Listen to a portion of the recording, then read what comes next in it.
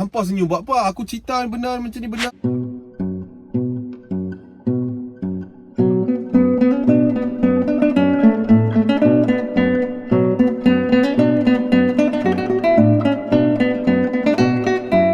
Assalamualaikum, welcome back to my channel. Okay, korang mesti pelik kan kenapa Acap ni hari ni syuting dalam kereta pula kan.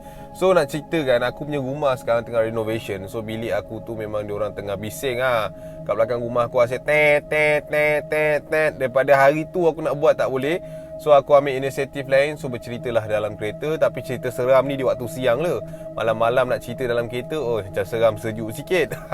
So aku harap korang boleh enjoy video kali ni. So aku nak minta maaf juga, sepatutnya video ni dikeluarkan semalam, tapi sebab aku tak sihat sangat. So Alhamdulillah hari ni aku rasa better sikit, bersemangat sikit untuk cerita dengan korang. So hari ni aku nak cerita tentang, okay, macam minggu lepas aku ada cerita tentang asrama, which is aku cakap the last version of asrama, sebab dah 3 part dah kan. So mungkin nanti kalau ada cerita yang lebih menarik. Terima kasih kepada semua yang berkongsi dengan aku dekat DM tentang cerita asrama korang. So kalau ada yang menarik and yang terbaik, aku akan cerita di part 4 insya-Allah, kita tak tahu kan. Tapi hari ni aku nak cerita tentang satu penempatan which is dia macam asrama juga, tapi tak semua orang dapat merasa. Yes, dekat sini hari ni aku nak bercerita dengan korang tentang kisah-kisah seram yang pernah berlaku kepada pelatih-pelatih PLKN, atau nama sebenarnya Pusat Latihan Khidmat Negara. Tapi sebelum tu macam biasalah, jangan lupa tekan like and share, hit subscribe button dengan bell notification tu sekali, supaya lepas ni apa-apa update daripada aku, korang boleh nampak terus. And aku banyak gila cerita seram untuk aku share dengan korang. Tapi hari ni aku nak bercerita tentang kisah seram Pusat Latihan Khidmat Negara. So tanpa buang masa, tanpa buang air liur yang ada, kita teruskan untuk cerita yang pertama. Alright, cerita yang pertama ni ceritanya datang daripada kawan aku sendiri. Orang panggil dia Mal tau. So Mal ni dikategorikan pada akulah, kalau dekat sekolah dulu dia ni macam jambu-jambu sikit, hero-hero gadis sikit. So bila dia masuk PLKN tu, of course lah kan, dia nak cari apa? Dia nak cari AWACS. So nawai tu sama Guardian dia dah tak betul lah kat situ. Biasa kalau kau masuk PLKN ni, dia orang kata dia ada macam the week of orientasi. Macam kau masuk sekolah lah. Kalau minggu pertama tu orientasi untuk kau breaking ice dengan pelatih-pelatih lain kan, untuk kau kenal kawan-kawan kat situ. Jadikan cerita pada ada satu malam tu, dia orang buat satu aktiviti yang dipanggil night walk. Night walk ni kalau korang tahu, dia berjalan dekat tepi-tepi hutan. Dia tinggalkan kau kat satu tempat untuk cabar, untuk tengok kau punya mental, untuk tengok kau punya ketahanan jiwa dekat situ lah kan. Malam tu aktiviti dijalankan seperti biasa, macam tahun-tahun sudah. Diorang pun membahagikan budak-budak PLKN baru ni ke beberapa kumpulan, and diketuai oleh satu KP, ketua pelatih. So malam tu diorang dibagikan tempat lah. Okay, kau checkpoint A, kumpulan ni, checkpoint B, kumpulan ni, kumpulan C yang ni, D yang ni. So si Mal ni, dia pergi ke checkpoint B, di mana kat situ adalah lereng hutan. Dia hutan kat sini, dia orang tak masuk hutan tau, tapi lalu kat tepi hutan tu macam ada satu pokok-pokok besar, and dia orang akan lalu celah-celah situ lah kan. So sebelum benda tu start, ketua jurulatih dia ada cakap, KJ, dia orang panggil KJ, bukan Khairi Jamaluddin tapi ketua jurulatih. Dia kata, kalau dengar apa-apa dekat dalam hutan ni, terbau apa-apa, terpijak apa-apa, kalau boleh jangan tegur and jangan mandai-mandai bercakap benda yang tak patut. Macam tu dia kata awal-awal lah. So okay, diorang faham. So aktiviti pun dimulakan. Diorang pun jalan-jalan macam biasa. So Mal ni, dia ni paling belakang sekali dalam kumpulan dia tu. So KP dia ada beberapa kumpulan yang lain, dia ni belakang sekali. So bila jalan-jalan nak sampai ke satu pokok besar tu, Mal terdengar ada something yang tengah jatuh dekat bawah tu. So macam okay, dia jalan ke depan tu, dia dengar kat belakang tu macam macam tu, ada benda jatuh lah. Kan kalau daripada atas jatuh ke tanah kan bunyi dia macam tu kan. So bila dengar macam tu, Mal ni macam okay, dia teringat jurulatih dia kata kalau dengar apa-apa jangan tegur apa semua. Dia nak toleh tapi dia takut. Tapi dia rasa macam ada orang jatuh kat belakang. Dia nak jerit KP dia pun tak berani sebab benda tu dalam hutan. So dia teruskan je perjalanan dia macam biasa dengan KP dia tu. So bila dah sampai kat satu pokok besar ni, KP dia cakap, "Okay Mal, ini tempat kau duduk, kira sampai 5 dalam hati, baru buka penutup mata." Dia kata macam tu. So Mal ni pun okay, dia ikut lah. Dia pun duduk, dia diam. Dia kira 1, 2, 3. Lepas tu dia dengar, "Awak." Dia terdiam kejap. Dia berhenti kiraan dia dekat situ. Lepas tu dia diam. Lepas tu 4. "Awak, tolong saya, tangan saya sakit." Dia dengar macam tu. Lepas tu Mal ni macam okay, nak tegur ke tak nak buka mata ke tak nak ni. Lepas tu 5. Dia pun buka dia punya penutup mata tu. Dia buka penutup mata tu, dia nampak ada dekat tepi batu tu ada seorang perempuan tengah pegang tangan dia macam ni. Seolah-olah macam tengah tengok kecederaan dia lah kan, macam tu. So Mal ni pun tak fikir panjang, dia pun bangun, dia pergi kat perempuan tu. Dia tanya, okey tak? Lepas tu perempuan tu kata, okey tapi tangan saya sakit. Dia kata macam tu. Nak saya panggil GP tak? Dia kata macam tu. Lepas tu perempuan tu kata, tak apalah, ni sikit je, nanti saya okey lah. Lepas tu dia tanya, awak kumpulan mana? Lepas tu dia tunjuk sana. Perempuan tu kata, lepas tu saya nak pergi kat kumpulan saya tertinggal ni. Lepas tu Mal cakap, nak saya teman tak? Dia kata tak apa, saya boleh pergi sendiri. Awak duduklah balik dekat pokok tu kan, nanti orang cari tak jumpa. Lepas tu Mal tu kata, okey tak apalah, baik-baik tau. Lepas tu Mal ni pun pergi duduk dekat pokok tu balik. And aktiviti tu jalan macam biasa lah. So bila dah macam biasa, benda tu habis, diorang dikumpulkan balik dalam satu kumpulan yang besar. Mal ni macam tertarik nak cari balik perempuan tu. So dia pun macam tinjau macam tu. Dia nak cari perempuan tu di kalangan kelompok pelatih perempuan tu lah kan. So dia tinjau, dia nampak ada perempuan tu dekat belakang, macam satu kumpulan tu ada seorang perempuan kat belakang tu tengah macam urut-urut tangan dia tau. So Mal macam, okay fine, aku macam nak kenal lah dengan perempuan ni apa semua kan. So diorang pun balik. So sebelum balik tu, Mal ni pun sempat lah tegur perempuan tu. Dia tanya, tangan awak okey tak? Lepas tu perempuan tu tangguk je macam tu. Lepas tu sekejap lagi dia tanya, nama awak siapa? Saya Mal. Lepas tu perempuan tu kata Lia. Lepas tu perempuan tu pun terus jalan je. So Mal ni pun macam time tu dah angau lah kan, cinta sudah melanda. Sebab dia punya niat pun tadi nak cari awet. So kat sini mungkin dia dah jumpa dah kekasih yang dia nak cari tu. Menurut kawan Mal, sejak daripada night walk tu, Mal ni dah macam pelik-pelik sikit. Sebab apa, Mal ni mula tak banyak cakap. Lepas tu Mal ni selalu pergi ke belakang store. Pergi belakang store untuk berjumpa dengan Lia mungkin. So bila Mal balik je daripada belakang store tu, satu dom tu akan bau wangi sewangi-wanginya tau. So dia pun pelik lah, takkan Mal ni pakai perfume boleh wangi satu dom tu kan. Sebab biasa PLKN kan dia punya dom panjang kan. Ini kan cerita satu malam tu Mal ni pun keluar. Biasanya dia orang akan tutup lampu dalam pukul 10 malam. So Mal ni akan keluar curi-curi dalam pukul 10.30 ke 11 macam tu, untuk pergi ke belakang store untuk berjumpa dengan Lia. Tapi Mal cakap dengan aku, sepanjang dia jumpa dengan Lia tu, awal-awal tu lah kan, Lia, okay, contoh store tu kan ada macam ada tembok kan, ada dinding. Lia hanya tinjau kepala dia macam ni je, tunjuk macam tu. Lepas tu dia borak dengan Mal apa semua. Tapi dia orang jumpa biasanya tak lama, dalam 20 minit macam tu Mal terus gerak balik. Lepas tu Mal dah balik apa semua, kawan dia tanya, kau pergi mana? Dia kata adalah cerita sikit apa semua kan. Tapi kawan dia tak ada bercerita lagi dekat Mal tentang bau ke apa ke yang dia bau semua kan. So Mal pun macam biasa. So dah lama sebelum habis diorang punya tempoh habis dekat PLKN tu, Mal ni pun terfikir something. Kenapa time siang aku susah nak jumpa si Lia ni, tapi bila malam dia ada je kat mana-mana. Macam tu. So dia pun bercerita dengan dia punya member dekat satu dom tu lah. Dia kata, bro, aku macam ni, aku ada kenal satu pelatih perempuan ni, nama dia Lia tau. So aku pelik tu, bila time siang aku jarang tau nampak dia, tapi bila malam aku selalu nampak dia. And aku jumpa dia, dia tak pernah pun tunjuk diri dia. I mean, dia just hulu kepala je macam tu. So kawan dia pun macam, okay, mungkin time ni mungkin time yang betul lah untuk aku bagi tahu Mal kan.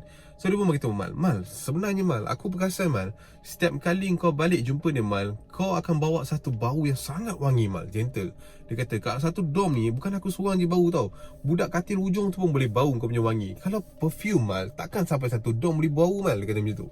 Lepas tu Mal pun diam. Dia pun dah mula muskil dengan kewujudan si Lia ni. So satu malam tu dia pergi jumpa Lia lagi. Dia jumpa Lia. Lepas tu dia tanya, Lia, saya nak tanya awak sikit. Kenapa kalau time siang saya susah nak jumpa awak, tapi bila malam awak ada je kat mana-mana? Lepas tu Lia tu pun diam apa semua. Lepas tu sekejap lagi Mal cakap, oh saya salah cakap ke? Minta maaf lah. Lepas tu Lia kata, tak ada pun. Saya bila malam je saya keluar, siang saya keluar tapi tak nampak sangat. Dia kata macam tu dengan Mal. Mal ni bodoh, time tu tak expect apa-apa. Okay, lepas tu dia pun balik. Tapi aku lupa nak beritahu, Mal pernah cakap dengan aku yang tentang Lia ni. Lia pernah cakap dengan dia, setiap kali jalan balik jangan pandang belakang. Hati dia macam seram-seram. So dia balik dom tu, dia bercerita dengan member dia, kau bau wangi je. Ya doh, setiap hari aku rasa kau jumpa, kau balik mesti ada bau tu. Tapi bila kau tak pergi jumpa dia, balik tak ada apa-apa. So dia kata dengan kawan dia, macam mana aku nak tengok dia tu betul orang ke tidak? Lepas tu kawan dia kata, biasa secara mitosnya kau kena tengok daripada celah kangkang, member dia kata. So tapi aku tak pernah nampak pun badan dia. Dia asyik ulur kepala, macam mana lah aku nak tengok dia macam tu kan. So kawan dia kata tak apa, besok kita pergi sama-sama, aku ajar kau daripada jauh macam mana. Esok tu dia dengan kawan dia pergi jumpa Lia. Tapi Lia ni tak tahu yang dia ni bawa kawan dia. So bila si Mal ni berjumpa dengan Lia apa semua, dia berjumpa, dia berborak macam biasa apa semua. So Lia ni pun minta diri untuk balik. So time Lia nak balik tu, Mal dia secara degilnya, kan dia kata tadi jangan pandang belakang, tak tahu punya pasal, Mal pusing belakang untuk tengok siapa Lia. So bila dia pusing belakang, dia nampak Lia tu sedang berjalan seperti manusia biasa. Tapi bila dia ikut apa yang kawan dia suruh, dia tengok daripada celah kangkang, nah tu dia, Lia tu memang ada Lia, tapi ada kepala saja. Kepala, lepas tu ada usus macam ni, prek, jalan macam tu, pop. Lepas tu sekejap lagi Lia pun pusing tengok Mal. Mal pun tengok Lia. Maka bertentanganlah mata mereka, yang baru sedarnya si Mal tu sebenarnya selama ini dia berjumpa dengan makhluk yang bukan daripada kalangan manusia. Lepas tu Lia cakap, awak dah tahu saya minta maaf tau. Terbang macam terbakar, pom, terbakar. And Mal dekat situ tengok, dia pusing, dia tengok kawan dia tengok dia. Lepas tu Mal pengsan dekat situ. And pagi besok dia tersedar, and dia dirawat oleh ustaz dekat situ. Mal cerita dekat ustaz tu apa yang jadi malam tu. Lepas tu ustaz dia kata tempat ni memang banyak gangguan. Sebelum ni ada juga pelatih-pelatih yang nampak penanggal dekat situ. And sebabkan tapak asal binaan PLKN tu adalah tapak di mana orang buang barang-barang yang bukan-bukan. Macam contoh bela-belaan yang orang dulu-dulu dah tak nak pakai, lepas tu dia buang kat situ. Macam saka ke apa semua dia buang kat situ. So tak mustahil lah pelajar-pelajar atau pelatih-pelatih tu, kalau macam dia rasa dia nak nampak, dia akan nampak benda-benda yang tak sepatutnya. Nampak tak, member aku rare kan, nak bercinta, hero remaja, hero gadis-gadis punya pasal, penanggal pun dia sebat. Lepas tu Mal tu cakap dengan aku, itu adalah pengalaman yang paling seram sekali. And setiap kali sampai sekarang dia jumpa mana-mana perempuan, dia kenal mana-mana perempuan, dia akan buat benda lah tu. Dia akan tengok perempuan tu pada celah kangkang untuk memastikan perempuan tu sebenar-benarnya manusia. Nampak tak? Tapi benda macam ni, yalah, kalau dia rasa suka dekat kita, kita pun tak boleh nak buat apa kan. Kadang-kadang kita punya mata, kita punya minda ni dikaburi oleh benda-benda yang macam ni. Tapi tak tahulah, wallahu alam. Itu member aku punya cerita. Cerita yang kedua datangnya daripada perkongsian rakan-rakan juga. Okey, ada seorang perempuan ni namanya Atika. Atika ni berkarakter seperti seorang boyish sikit. Dia macam kaklum-kaklum punya style lah. Kalau cakap dengan orang macam, oh kau faham. Tapi perempuan ni kan macam tu. So si Atika ni dia macam mangkau sikit tau dekat PLKN dia. Okay, Atika ni daripada PLKN Johor sana. Dia ni ada satu perangai, daripada minggu pertama dia masuk pun dia dah buat hal lah. Sebab apa, dia banyak kena sound. Sebab dia suka mengayau. Time malam-malam, which is time lepas dah light off, dia memang suka sangat mengayau. Okay, contoh macam light off pukul 10 kan, nanti 10.30 dia keluar lah. Tak pergi mana, dia jalan ikut suka hati dia apa semua kan. So ada jadikan cerita satu malam tu mungkin pengajaran untuk dia. Dia pun jalan macam biasa, dia buat aktiviti keras kepala dia kan. Dia keluar daripada bilik dia macam biasa, dia keluar. So dia sampai kat satu kolam yang ada dekat PLKN tu. Dia nampak makcik tu tengah tengok bawah tu. Dia tengok macam tu je. Lepas tu dia pun pergi tegur makcik tu, "Makcik, buat apa seorang-seorang gelap-gelap dekat kolam ni?" Lepas tu makcik tu pun pandang dia. Lepas tu makcik tu cakap, "Awak tu buat apa dekat sini? Pergi balik." Lepas tu perempuan tu pun cakap, "Alah makcik ni, makcik suruh saya balik buat apa? Makcik tengok je lah kolam tu." Macam tu.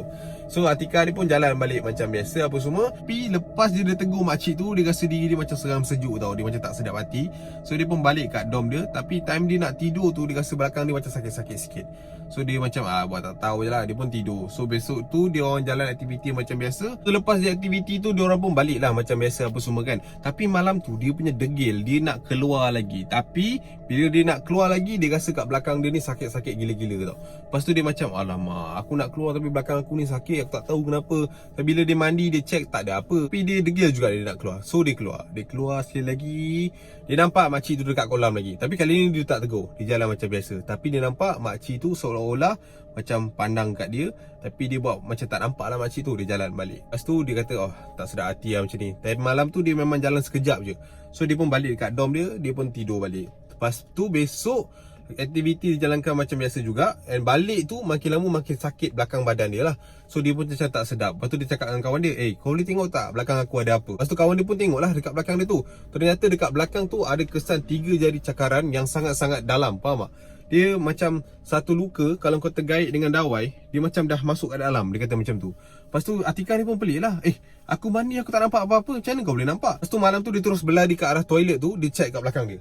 Dia check kat belakang dia nampak kat belakang tu memang ada kesan darah yang macam mana kawan dia cakap. Dia dah macam, dia dah seram, kenapa jadi macam ni kan. Lepas tu dia pun nak berlari balik ke dom dia. Bila dia nak keluar daripada toilet tu, dia ternampak makcik tu berdiri betul-betul depan toilet tu, sedang pandang dia. Tenung je dia time tu. Gitu. Kan tu macam dah tergamam tau. Lepas tu tiba-tiba makcik tu tanya dia, sakit ke? Lain kali orang suruh duduk, jangan jalan. Lagilah Atika tu seram kan. So Atika tu pun lari keluar daripada toilet tersebut. Lepas tu dia toleh belakang untuk nak tengok makcik tu ada lagi ke tidak. Rupa-rupanya bila dia toleh belakang, makcik tu ada. Tapi belakang ni hancur dah babe.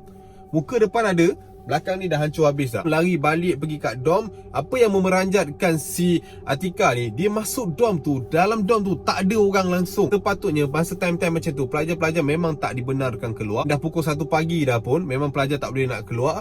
Lepas tu dia keluar je daripada dom tu, nampak lagi makcik tu sedang berdiri depan pintu dom tu, pandang dia, senyum. And dia tanya lagi, sakit ke? Macam tu. Lepas tu Atika dia pun lari lagi, tak tahu nak pergi mana. Tiba-tiba dia pergi masuk balik toilet yang tadi dia mula-mula jumpa makcik tu. Dia jumpa makcik tu, dia dah menggigil tau dalam toilet tu. Lepas tu dia nak keluar daripada toilet tu, dia tengok kiri kanan. Okey, makcik tu tak ada. Dia cuba balik-balik kat dom dia. Masa dia melangkah keluar daripada toilet tersebut, makcik tu tiba-tiba berada di belakang beliau. Lepas tu dia toleh nak makcik tu ada. Dia pun menjerit. Dia pun time tu dia terfikir baca Al-Fatihah kot, tak silap aku dia cerita. Dia pun baca Bismillahirrahmanirrahim, Alhamdulillahirrabbilalamin. Lepas tu sekejap lagi dia dah habis baca apa semua. Lepas tu makcik tu senyum lagi. Dah habis dah, bacalah lagi. Terus member pengsan. Lepas tu besok pelatih-pelatih lain cerita, diorang kata diorang jumpa Atikah ni dekat kolam di mana Atikah mula-mula jumpa makcik tersebut and sedang baring menggigil. And sampai sekarang kita tak tahu apa jadi kat Atikah tu. Sebab apa? Lepas dia balik tu, benda tu dah tak ada apa-apa jadi senyap macam tu. Itu cerita yang kedua. Sama juga macam cerita-cerita yang lain kan. Kerana mulut badan binasa. Itulah, mulut tu kalau boleh jaga. Kat tempat-tempat yang kita tak biasa, jangan nak tunjuk act, jangan nak tunjuk besar. Kita move out ke cerita yang ketiga. Cerita yang ketiga ni kita kembali kepada utara. Okey, cerita ketiga ni tentang seorang followers aku. Dia cerita tentang seorang member dia yang bernama Mamu. Mamu ni mungkin nama timbangan kot orang-orang dekat Penang sana kan. So, dia jadikan cerita time tu PLKN tu baru je siap. Di mana diorang kata PLKN tu dah lama tutup and sekarang baru buka balik disebabkan selenggaraan semualah kan. So, batch yang pertama masuk adalah batch di mana Mamu ni ada dekat dalam tu. Okey, jadikan cerita dekat dalam satu PLKN tu ada satu toilet ni. Diorang kata, diorang panggil nama toilet tu toilet kasturi, tandas kasturi. Tu jurulatih dia kata, setiap malam sebelum light off, korang boleh tutup semua light yang ada dekat PLKN ni kecuali dekat tandas kasturi. Sebab apa? Dekat tandas kasturi tu berpenghuni and ada benda-benda keras dekat situ. So, rule dia senang, rule dia simple. Hampa boleh tutup semua lampu yang ada kat sini, tapi hang kasturi tu punya toilet, hang jangan usik dia punya lampu. Macam tu dia kata. So, bila terdengar macam tu, Mamu punya degil, dia kata, betul ke kat tandas kasturi ni ada something, ada macam tu, ada macam ni kan. Lepas tu Mamu cakap, tak ada apa ni, kita pergi tengok. Kalau tak nak percaya, kita pergi tengok. Kita tengok sendiri apa jadi kalau lampu tu ditutup. So pada malam yang pertama tu, diorang duduk kat dalam tu, diorang pun keluar menuju ke toilet tersebut and menyurut kat salah satu tempat. Dia tengok memang toilet tu menyala lah, terbuka lampunya semua kan. Lepas tu dia cuba dengar. Dalam 2-3 jam dia duduk situ. Lepas tu diorang hampa. Sebab apa? Tak ada apa-apa yang berbunyi dekat dalam toilet tu. Tak ada benda yang aneh pun. Lepas tu Mamu tu cakap, tak ada apa. Mereka reka-reka cerita untuk kita takut apa semua tu. Tapi sebenarnya tak ada apa, kata macam tu dengan member dia. Lepas tu member dia dengan dia pun balik. Lepas tu malam kedua dia orang datang lagi. Malam ketiga dia orang datang lagi. Malam keempat dia orang datang lagi. Tapi tetap tak ada apa-apa yang jadi time tu. Selepas hari yang keempat tu, keesokan harinya siang tu, dia bagi tahulah pelatih-pelatih yang lain. Dia kata, hang tahu tak cerita pasal hang kasturi punya toilet tu? Hampa jangan percaya, tu semua khabar angin je. Kita punya KJ tu saja je nak bagi petakut kita. Macam tu lah kata kan. Aku tak pandai sangat utara, tapi aku try lah kan. So dia kata macam tu, ni semua khabar angin, tak ada apa pun. Kita orang dah 4 hari pergi kat sana, tak ada apa bunyi, tak ada apa-apa pelik pun. Lepas tu ada seorang pelatih dia cakap, cuba malam ni hampi tutup lampu, tengok apa jadi. Lepas tu Mamu dia macam, okey, malam ni aku pergi dengan kawan-kawan aku. Malam tu Mamu macam biasa pergi ke toilet tersebut untuk tengok benda-benda aneh yang berlaku. Disebabkan dicabar oleh pelatih yang lain tadi, so malam tu dia pun pergi, dia terus pergi tutup lampu dekat toilet hang kasturi tersebut. So mula-mula memang senyap, tak ada apa-apa. Lepas tu dia dengar ada shower yang terbuka. Kat dalam toilet tu ada 3 bilik air, semua shower terbuka. Lepas tu dia kata dengan kawan dia, hampa dengar tak? Ada shower. shower terbuka sini, tak ada orang dalam tu. Dia kata macam tu. Lepas tu kawan dia macam diam, angguk macam tu. Lepas tu dia datang dekat lagi dekat toilet tu untuk tengok apa yang ada kat dalam tu, siapa yang pergi mandi kan. So masa tu toilet tu punya pintu memang terkunci rapat. Lepas tu dia dengar ada bunyi, kau tahu tak kan kalau kat PLKN ada kolah yang panjang tu untuk diorang mandi ramai-ramai kan. Mamu tu dengar dekat kolah tu macam ada benda yang berkocak. Benda yang berkocak macam benda yang kau masukkan dalam air, lepas tu kau keluarkan macam macam tu lah bunyi dia kan. So Mamu ni pun macam uish, aku macam aku dengar malam ni kan. Sebab lepas aku tutup lampu ni macam-macam aku dengar. Tapi kalau aku nampak lagi banyak, aku boleh cerita besok ni. So dia pun pergi buka pintu tu. Apa yang terberanjatkan dia time tu, yang berkocak air tu adalah ada satu makhluk besar yang berbulu sedang merendam seseorang. Macam kepala dia tu kan kolam air tu ada macam sini tarik berulang kali. Yang memeranjatkan Mamu time tu, apa yang dia nampak, manusia yang sedang direndam tu adalah diri dia sendiri. Lepas tu Mamu dah gabra lah. Mamu cuba cari dia punya suis lampu tapi tak jumpa. Dia cuba lari daripada dalam toilet tu. Lepas tu dia keluar daripada pintu toilet tu. Dia tengok dekat kawan-kawan dia. Kawan-kawan dia dah tak ada dekat situ. Mungkin dia assume kawan-kawan dia dah lari. So dia pun lari dekat tempat yang mula-mula dia dengan kawan-kawan dia tu. Lepas tu dia toleh belakang. Kawan dia ada pula. Kawan dia tengok dia, senyum je. Dia kata, hampa tahu tak, kat dalam tadi aku nampak diri aku kena rendam dengan makhluk tak apa tak. Tapi itu bukan aku kat sini. Tapi siapa kat dalam tu? Dia dah kalut apa semua kan. Tu kawan dia time tu senyum je. Lepas tu dia kata, hampa senyum buat apa? Aku cerita benar macam ni, benar real. Aku bukan tipu. Dia kata macam tu. Tu kawan dia cakap macam ni.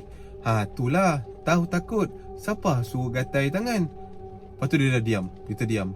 Dia toleh sekali lagi. Dia tengok tak ada orang pun kat belakang dia. Langsung sekali lagi mangsa yang sama pengsan juga dekat tempat tu. And besok bila dia jumpa, Mamu telah ada di dalam kolam yang telah pun kering. Faham tak? Kolah tu kan ada air kan. So besok tu dia orang jumpa Mamu ada dalam kolah tu, tapi kolah tu dah kering, tak ada apa-apa. Cuma Mamu kat dalam tu tengah-tengah terbaring. So bila dia orang kejut Mamu terjerit. Lepas tu macam kena histeria, aku tak silap aku, ada benda yang dekat situ.